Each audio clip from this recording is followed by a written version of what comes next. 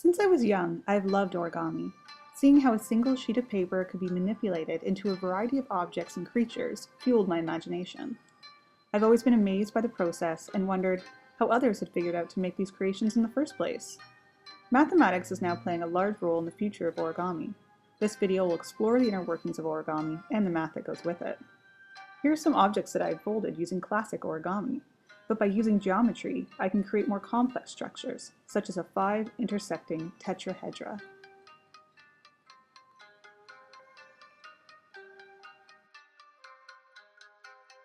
Origami has been around for centuries and finds its origins in Japan. The word origami comes from the Japanese oru, meaning folding, and kami, meaning paper.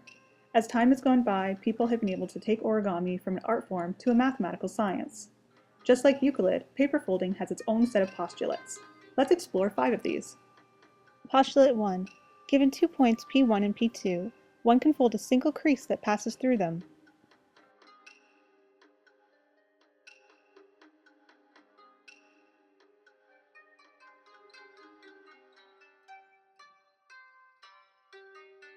Postulate 2. Given 2 points P1 and P2, one can fold a crease placing P1 onto P2.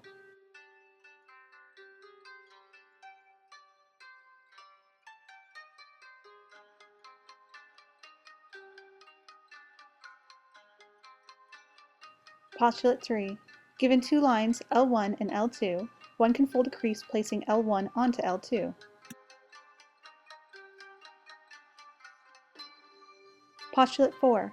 Given a point P1 and L1, one can fold a crease that will be perpendicular to L1 and pass through P1.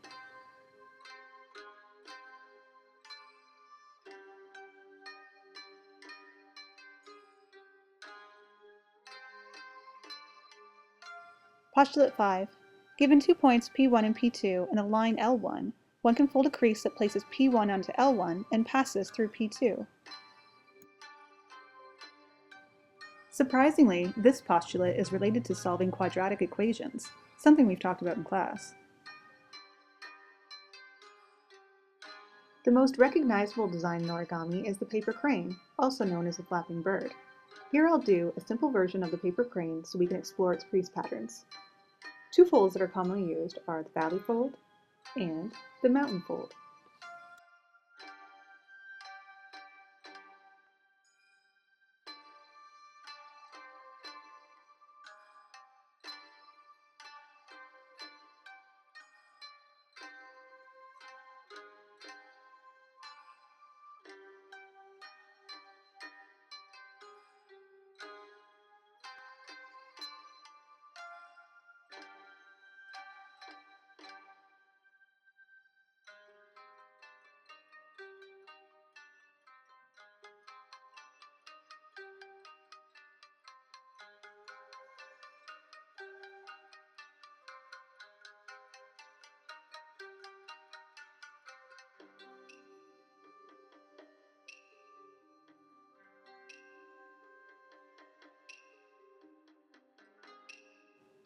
Here we will take the same paper crane we just created and color one whole side black, leaving the other side white.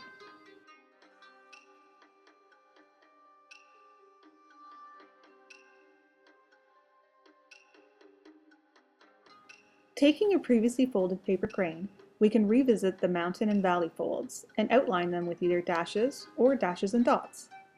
A vertex is where 2 or more folds intersect, and a flat vertex fold where the crease pattern has just one vertex. Now when we revisit the crane we just colored, we see the same pattern appears and no adjacent section has the same color. There are 2 interesting theorems regarding flat vertex folds. Mikow's theorem says the difference between the number of mountain folds and the number of valley folds in a flat vertex fold is 2. Kawasaki's theorem says the sum of the alternate angles about the vertex of a flat vertex fold is even. Let's refold our crane again and see that one side is white and the other side is black. There are times when a piece of paper needs to be folded into equal parts. We can of course approximately make 1/3, but not exactly.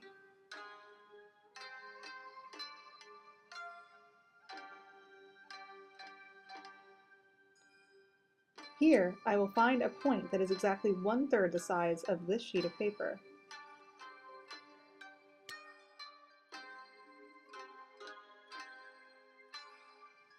How did I do it, you ask? Well, let's take a look. We start with a square, and for our purposes, make the length of the sides 1. We then fold it in half, and then diagonally. We'll make another fold going from the center crease to the bottom corner.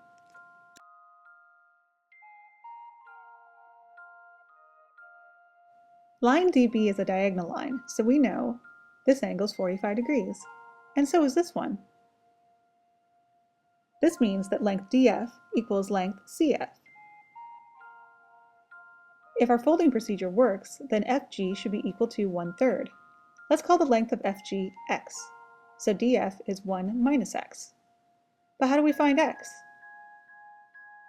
AEG and CFG are similar triangles. AEG and CFG.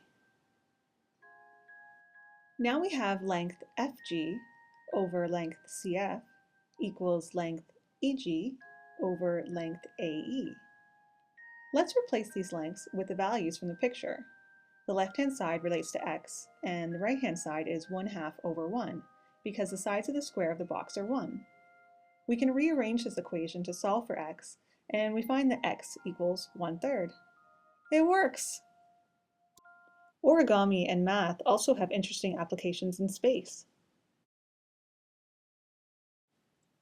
A group at Brigham University are working on combining origami with mathematics to make a solar array 2.7 meters in diameter that can be loaded onto a rocket, and once in orbit over the Earth, that same array would be able to unfold to be 25 meters in diameter.